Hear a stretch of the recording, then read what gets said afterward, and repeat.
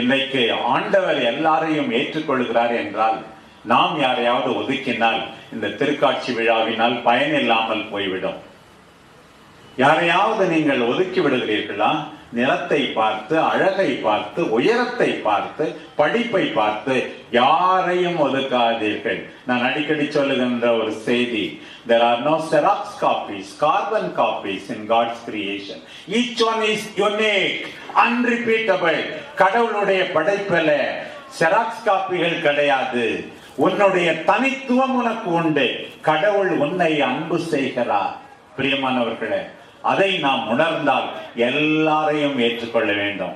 அப்பா அம்மா வேணும், ஆசிரியர்கள் வேணும், அண்ணன் தம்பி வேணும், அக்கா தங்கச்சி வேணும், மாமனார் மாமியார் வேணும், எல்லாரும் வேண்டும்.